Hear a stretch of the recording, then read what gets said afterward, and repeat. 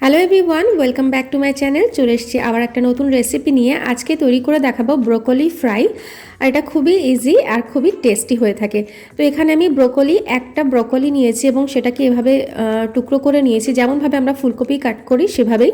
তো এবার এই বোটাগুলো জায়গাগুলোকে আমি একটুখানি চিড়ে দিয়েছি যাতে ওই জায়গাগুলো ভালো সিদ্ধ হয়। দেখতে পাচ্ছ, তো এভাবে আমি ছোট ছোট টুকরো করে কেটে নিয়েছি, মিডিয়াম ছোট করে কেটে নিয়েছি এবং ফুটন্ত গরম জল দিয়ে দিয়েছি আর দিয়ে দিচ্ছি লবণ, দিয়ে এরকমভাবে একটু ভাপিয়ে নেব।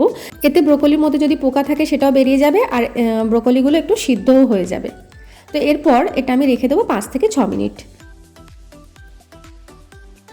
এদিকে ফ্রাই প্যানে আমি সাদা তেল দিয়ে দিয়েছি, দিয়ে দিচ্ছি এক চিমটি জিরা আর দিয়ে দিলাম পেঁয়াজ কোচানো। পেঁয়াজটাকে একটু মোটা মোটা করে কুচিয়ে নিয়েছি, দিয়ে একটুখানি ফ্রাই করে নেব। যারা আমার চ্যানেলে আজকে প্রথম ভিজিট করছো, যদি ভালো লাগে ভিডিওটি অবশ্যই লাইক করে দিও আর চ্যানেলটিকে সাবস্ক্রাইব করে দিও। তো এভাবে পেঁয়াজগুলো আমার মোটামুটি ফ্রাই হয়ে গেছে। তারপর আমি এতে দিয়ে দিচ্ছি টমেটো। পেঁয়াজগুলোকে খুব বেশি ফ্রাই করতে যাবে না, 1 মিনিট মতো ফ্রাই করার পরে এরকমভাবে স্লাইস করে রাখা টমেটোগুলোকে দিয়ে দিলাম। দিয়ে নাড়াচাড়া করে কাঁচা লঙ্কা দিয়ে দিচ্ছি আর দিয়ে দিচ্ছি হাফ চামচ পরিমাণ আদা বাটা, দিয়ে একটু নাড়াচাড়া করে নেব। এরপর এতে আমি ভাপিয়ে রাখা ব্রোকলিগুলোকে দিয়ে দিচ্ছি। ব্রোকলি ওভাবে ভিজিয়ে রাখার পরেও আমি 2-3 বার নর্মাল জল দিয়ে ধুয়ে নিয়েছিলাম। দিয়ে আমি ব্রোকলিগুলোকে দেওয়ার পর আমি আবার ভালো করে ফ্রাই করে নেব। এরপর আমি এতে নর্মালি মশলাগুলো অ্যাড করছি, দিয়ে দিচ্ছি লবণ, কাশ্মীরি রেড চিলি গুঁড়ো, হলুদ গুঁড়ো আর জিরে মরিচ গুঁড়ো। এগুলো দিয়ে একটু নাড়াচাড়া করে নেব। সমস্ত মশলা আমি আমার পরিমাণ বুঝেই দিয়েছি। দিয়ে একটু নাড়াচাড়া করে আমি এটা ঢেকে ঢেকে রান্নাটা করব। যেহেতু আমি খুব বেশি জল ইউজ করব না, তো তার জন্য সিদ্ধ করার জন্য আমি একটু ঢাকা দিয়ে রাখবো।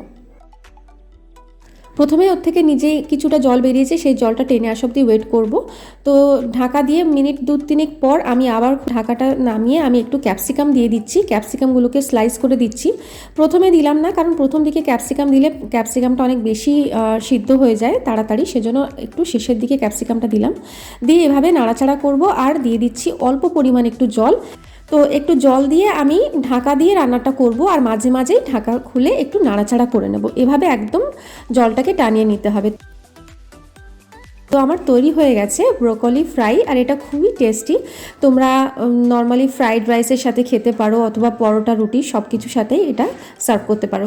আজকে ভিডিও যদি তোমাদের ভালো লাগে অবশ্যই একটা লাইক করে দিও, চ্যানেলটিকে সাবস্ক্রাইব করে আমার পাশে থেকো। Thanks for watching, by.